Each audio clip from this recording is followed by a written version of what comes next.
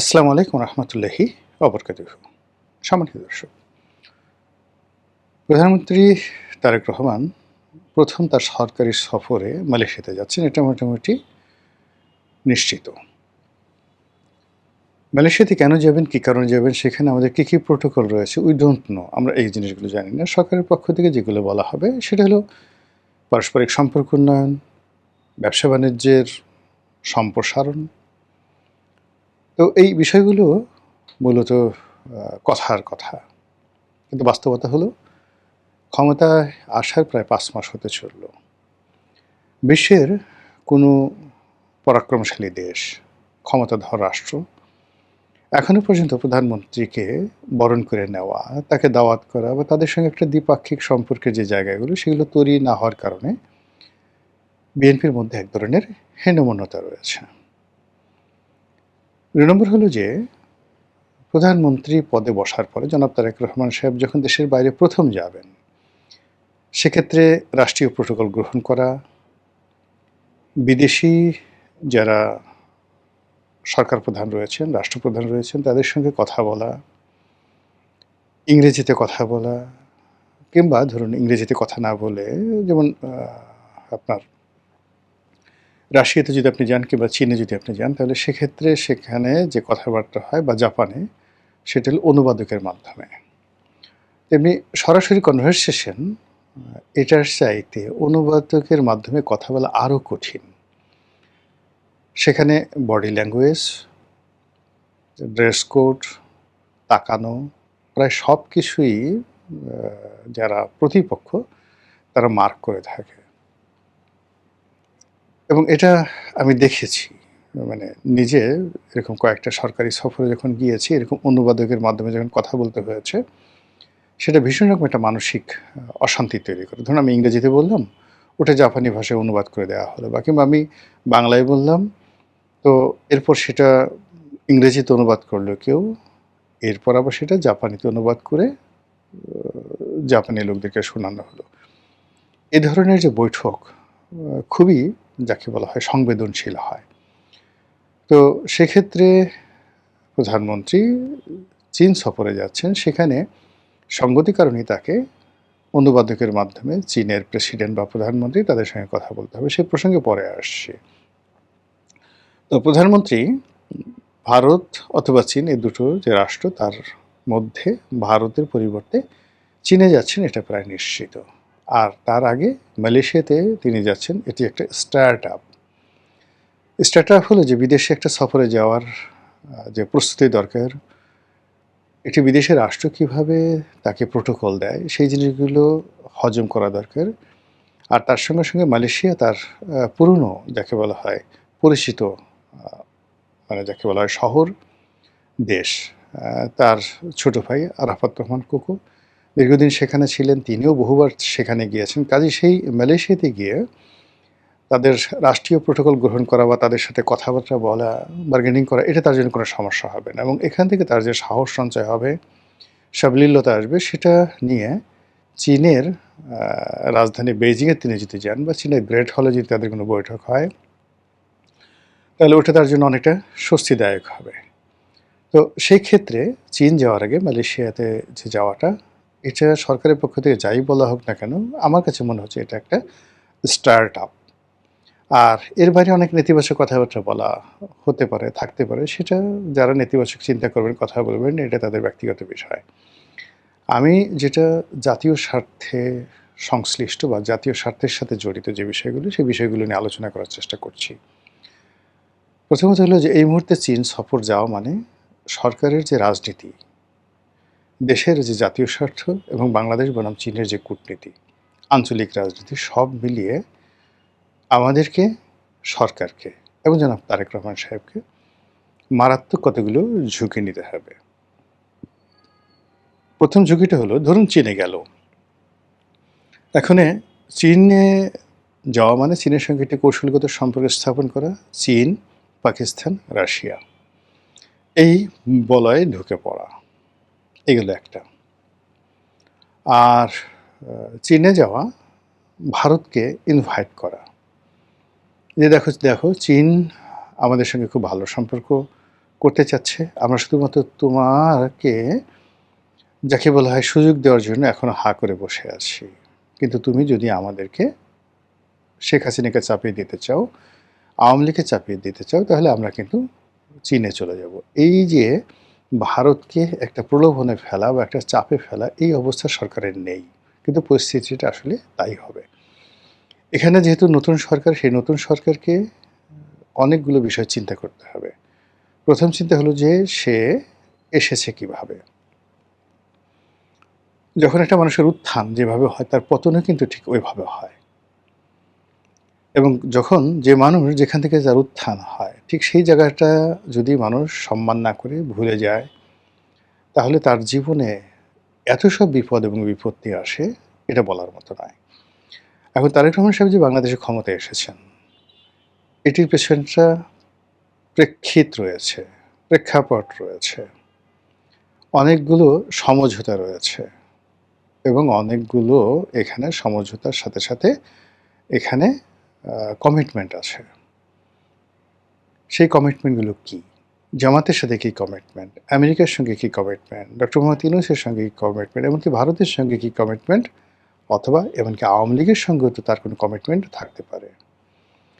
গত ৫ মাসে সরকারের যে মতি গতি, আচার আচরণ, চালচলন সব কিছু দেখে মনে হয়েছে তারা একেবারে স্বাধীন, একেবারে সার্বভৌম, এবং তারা জনগণের ভোটে ক্ষমতায় এসেছে 100% ফেয়ার নিউট্রাল একটি ইলেকশনের মাধ্যমে, এবং এখানে জনগণ তাদেরকে বিপুল ম্যান্ডেট দিয়ে বিজয়ী করেছে। কাজেই তাদের সব কাজের সঙ্গে জনগণ আছে, তারা যা ইচ্ছে তাই করতে পারবে। সো পর্দার আড়ালে যে সকল কথাবার্তা শোনা যাচ্ছে, অল আর ফেক, যাকে বলা হয় ডাহা মিথ্যা কথা। যদি এরকম হয় খুবই ভালো।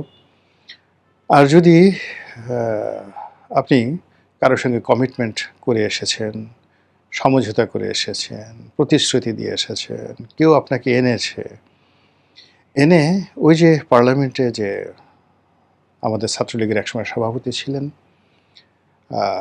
মনিরুল হক চৌধুরী, দাড়িওয়ালা বড় ভাই, তো তিনি যে বক্তব্য দেন যে যার জন্য সিন্নি খাও যে মোল্লার জন্য, সেই মোল্লা তুমি চিনতে পারলা না। তো এভাবে আসলে যখনই আপনি কারো ওসিলাতে কোনো কিছু পাবেন এবং সেই ওসিলাটাকে আপনি অস্বীকার করবেন, এটি আপনার জন্য সেই ওসিলা গজব আকারে নেমে আসে। তো সেই ক্ষেত্রে অন্য কারোর সাথে কি হয়েছে বা হয়নি ডাজ নট ম্যাটার, কিন্তু চীনের সঙ্গে বিএনপি যে কোনো সমঝোতা হয়নি। তারেক রহমান সাহেবের ক্ষমতায় আসা, ইলেকশন হওয়া থেকে শুরু করে আজকের দিন পর্যন্ত চীনের পক্ষ থেকে এমন কোনো কিছু নেই যার প্রতি নির্ভর করে তিনি যাদের হাত ধরে এসেছেন, যাদের সঙ্গে সমঝোতা করে এসেছেন, যাদের মাধ্যমে এসেছেন, সেটা বাদ দিয়ে চীনের উপর ঝাঁপিয়ে পড়া যায়। সো এটা হলো একেবারে প্রথম একটা বিপদ। দ্বিতীয় বিপদ হলো যে চীন থেকে যদি খালি হাতে ফিরে আসেন, যেটি ডক্টর মোহাম্মদ ইউনূস এসেছিলেন, আসার পরে তার পতন হয়েছিল। চীন থেকে খালি হাতে ফিরত এসেছিলেন শেখ হাসিনা, তার পতন হয়েছিল। চীনের সঙ্গে বঙ্গবন্ধু কোনো অবস্থাতেই সমঝোতা করতে পারেননি, তার পতন হয়েছিল। এই জিনিসগুলো বোঝার চেষ্টা করুন। কাজেই চীনে যখন প্রধানমন্ত্রী যাচ্ছেন, তাকে অবশ্যই সেখান থেকে নিয়ে আসতে হবে অনেক কিছু। আর চীন এখন তাকে কোনো কিছুই দেবে না যতক্ষণ না পর্যন্ত তার মাথার উপরে মার্কিন যুক্তরাষ্ট্রের খড়গ থাকবে, মার্কিন যুক্তরাষ্ট্রের বাণিজ্য চুক্তি থাকবে, মার্কিন যুক্তরাষ্ট্রের নিষেধাজ্ঞা থাকবে। এই ক্লিয়ার না হওয়া পর্যন্ত কখনোই চিন্তাকে গ্রহণ করবে না। জিনিসটা একেবারে এরকম যে আপনি এবারে কনজারভেটিভ মুসলিম, কনজারভেটিভ মুসলিম একজন সুন্দরী নারীকে আপনি বিয়ে করতে চান, মন প্রাণ দিয়ে আপনি ভালোবাসেন, আপনাকে তার প্রয়োজন, কিন্তু সে অন্যের স্ত্রী। এজন্য সেখান থেকে আপনার তালাক নিতে হবে, স্ত্রীর যে ইদ্যৎকাল সেটা পূর্ণ হতে হবে, আদারওয়াইজ আপনি কোনো অবস্থাতে তাকে গ্রহণ করবেন না। চীন ঠান্ডা জাতি, মাথা গরম করা জাতি নয়। তারা মোর দ্যান 500 বছর, 500 ইয়ার্স, আজ থেকে 500 বছর আগে, মানে এই 1948 সনের আগের 500 বছর তারা যুদ্ধ দেখেছে, বিভীষিকাময় পরাধীনতা দেখেছে। পুরো চীনকে খণ্ড বিখণ্ড করা হয়েছিল। পৃথিবীর এমন কোনো সাম্রাজ্যবাদের শক্তি নেয় যেটা চীনকে দখল করেনি। ব্রিটিশরা করেছে হংকং, শেনজেন, কিংডাও, চীনডাও যেটিকে বলা হয়। এখানে জার্মানরা উপনিবেশ স্থাপন করেছিল। সাংহাই ইংরেজদের দখলে ছিল। ফ্রেঞ্চদের কলোনি ছিল। জাপান বিরাট একটা অংশ দখল করে রেখেছিল। তো এই যে কর্তৃত্ববাদী চীন, মোর দ্যান 500 ইয়ার্স তারা এই পরাধীন ছিল। বহুবার তাদের মধ্যে অনেক যুদ্ধ হয়েছে, সিভিল ওয়ার। তারপর এমনকি সেই চৈনিক বিপ্লবের পরে এখানে কয়েক দফা, প্রথম বিশ্বযুদ্ধ, দ্বিতীয় বিশ্বযুদ্ধ, এরপরে চীনা বিপ্লব মাও সেতুংয়ের নেতৃত্বে, চীনা বিপ্লবের পরে প্রতি বিপ্লব, এরপরে দেং জিয়াওপিং এর নেতৃত্বে অর্থনৈতিক রেভলিউশন, ফাইন্যান্সিয়াল রেভলিউশন, এই পুরো জিনিস তারা দেখেছে, অনুভব করেছে, বুঝেছে। এবং চীন আপনি যদি যান দেখবেন প্রতি 6 মাস অন্তর অন্তর আপনি যান বা 3 মাস অন্তর অন্তর যান, যে শহরই যান না কেন আপনি কিছু পরিবর্তন দেখতে পাবেন। তারা শুধু উন্নতি লাভ করছে। তো কাজেই সেই চীনের সঙ্গে কোনো হাঙ্কি পাঙ্কি চলবে না। 100% আপনাকে সৎ এবং অনেস্ট হতে হবে। চীন এখানে তাদের ঘাঁটি করতে চাচ্ছে। ভারতকে তারা এই বাংলাদেশের ভূমি ব্যবহার করে তারা ভারতকে ব্যস্ত রাখতে চাচ্ছে। চীন সাধারণত কোথাও সামরিক উপস্থিতি তারা এখনো পর্যন্ত যাচ্ছে না, কিন্তু বাংলাদেশে তারা তাদের সামরিক বাহিনীর উপস্থিতি কনফার্ম করতে চাচ্ছে। তারা ভারতের 7 সিস্টারকে হুমকি দিতে চাচ্ছে, ভারতকে ভয় দেখাতে চাচ্ছে। বিনিময়ে বাংলাদেশের যা যা দরকার অবকাঠামোগতভাবে করবে, কিন্তু মাগনা নয়। চীন এরকম একটা জাতি যে জাতি আপনাকে ঋণ দেবে এবং সেই ঋণের বিনিময়ে আপনার সব কিছু ছিনিয়ে নেবে। শ্রীলঙ্কার মতো একটি দেশের একটা বন্দর নির্মাণ করার জন্য চীন অর্থ দিয়েছিল। শ্রীলঙ্কা সেটা দিতে পারেনি, সেই বন্দরটা তারা পুরোটা নিয়ে নিয়েছে, অ্যাবসলিউটলি নিয়ে নিয়েছে বন্দরটা। তো বাংলাদেশে যে চীনের অর্থ, চীনের সঙ্গে যে কোনো টাকা আনতে গেলে টঞ্চ অফ মানি আপনি পাবেন, কিন্তু তার বিনিময়ে আপনাকে দিতে হবে এবং সেটাকে বন্ধক দিতে হবে। আগে যেভাবে বেনিয়ারা বা স্বর্ণকাররা স্বর্ণ রেখে আপনাকে সুদে টাকা দিতেন, চীন তদ্রূপ। আপনাকে অবশ্যই চীনের অর্থ দিয়ে কাজ করতে হলে সেই অর্থ ফেরত দিতে হবে এবং তার গ্যারান্টি স্বরূপ আপনাকে অনেক কিছু সেখানে জিম্মা রাখতে হবে। তিস্তা ব্যারেজ বলেন, পদ্মা ব্যারেজ বলেন, পদ্মা সেতু বলেন, আমাদের যে সকল মূল্যবান অবকাঠামো আছে সেগুলো চীনের কাছে দিয়ে তারপর আপনি টাকা পেতে পাবেন। আর চীনের সঙ্গে আপনি যখন এই সম্পর্কটা করবেন, আপনার অবস্থা হবে পাকিস্তানের মতো, আপনার অবস্থা হবে শ্রীলঙ্কার মতো, আপনার অবস্থা হবে মালদ্বীপের মতো। কিন্তু পাকিস্তান যেটি পেরেছে তাদের সামরিক বাহিনীর কারণে, আমেরিকার সঙ্গে যুগবর সম্পর্ক রক্ষা করতে পেরেছে, কিন্তু আপনি বা আমরা এই পর্যায়ে এখনও পৌঁছিনি। এরপরে যে সমস্যাটা হবে সেটা হলো, চীনের সঙ্গে যদি আপনি এই কাজটি করতে পারেন তাহলে শুধুমাত্র মালদ্বীপ যেভাবে বা নেপাল, শ্রীলঙ্কা যেভাবে চীনের সঙ্গে, বা মায়ানমার যেভাবে চীনের সঙ্গে বন্ধুত্ব করেছে, আপনার মডেলটা হবে ওই রকমই একটা মডেল। আর তখন পুরো রোহিঙ্গা সমস্যাটা আপনার ঘাড়ের উপর চলে আসবে। আমেরিকা এদেরকে অস্ত্র দেবে দেশের মধ্যে। মানে আপনি আমেরিকা যদি আপনার উপর চড়াও হয়, তাহলে ভারত সরাসরি এখানে আক্রমণ করে বসতে পারে এবং এখানে ভারত তখন আর কোনো চোখ বুজে থাকবে না। সে এখানে চীনের উপস্থিত ভারতের সমস্ত ধৈর্যের বাঁধ ভেঙে যাবে। আজ সীমান্তে যে ঘটনাগুলো ঘটছে, পাহাড়ে যে ঘটনাগুলো ঘটছে, সমুদ্রে যে ঘটনাগুলো ঘটছে, দিল্লিতে, কলকাতাতে, আগরতলাতে যে ঘটনাগুলো ঘটছে, সেগুলো কোনোটাই আমাদের ফেভারে নয়। আর এই বিষয়গুলো মোকাবেলা করার জন্য আমাদের আসলে এই মুহূর্তে কিছুই নেই। আমাদের সেনাবাহিনী অনেক বড় সেনাবাহিনী, সব ঠিক আছে, কিন্তু আর্মস অ্যামুনেশন বা ইরানের মতো আমরা 24 ঘন্টা যুদ্ধ করব ভারতের সঙ্গে, এমনকি মায়ানমারের সঙ্গে সক্ষমতা আছে বলে আমার কাছে মনে হচ্ছে না। এই আধুনিকায়ন আমরা কখনো করিনি। আমরা শুধুমাত্র তাদেরকে পোশাক দিয়েছি, বিলাসিতা দিয়েছি, তাদের যাতে পেট স্ফীত হয়, মোটা তাজা হয় পেট, নিতম্ব পাছা, এগুলোতে যাতে যথেষ্ট চর্বি জমে, মাংস জমে, সেই জিনিসগুলো আমরা করেছি। দামি বাড়ি গাড়ি সব কিছু, তারা যেন স্টাইল করে কথা বলে, ইংরেজিতে ফুটফাট করে, এরকম।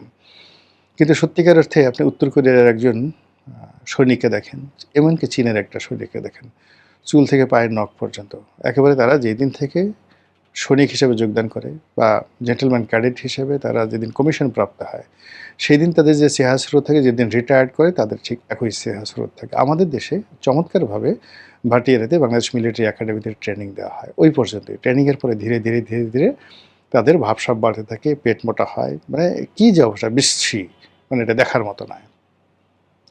তো সেদিক থেকে আমরা এই মুহূর্তে কারো সাথে যুদ্ধ করার জন্য না, যেটা আমাদের সেনাপ্রধান বলেছেন, আমরা আসলে যুদ্ধ করি না।